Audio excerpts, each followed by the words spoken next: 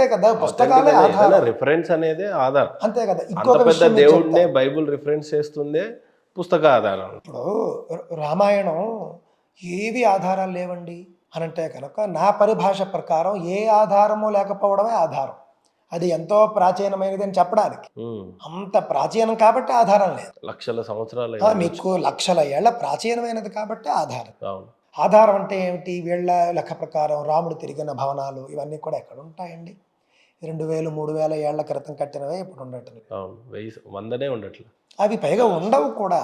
అది దైవ సృష్టికి విరుద్ధం. అవి విన్నారు కదా ఫ్రెండ్స్, రామాయణానికి ఏ ఆధారము లేదు, ఏ ఆధారము లేదు కాబట్టి అది పురాతనమైనది, ప్రాచీనమైనది అంటున్నాడు. ఎదుటోడు మతం, ఎదుటోడి మత గ్రంథానికి వచ్చేసరికి ఆధారాలు కావాలి. రామాయణానికి వచ్చేసరికి, ఈయన మతానికి వచ్చేసరికి ఏ ఆధారాలు లేవు, ఉండవు కూడా. కాబట్టి ఏ ఆధారాలు లేవు కాబట్టి ఇది ప్రాచీనమైనది అంటున్నాడు. మరి ఈ లెక్కన మరి రామాయణానికి రామసేతు ఆధారం అన్నోళ్ళు తలెక్కడ పెట్టుకుంటారు?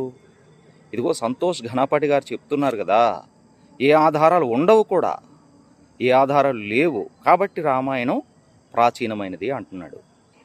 ఒక్కసారి గమనించండి.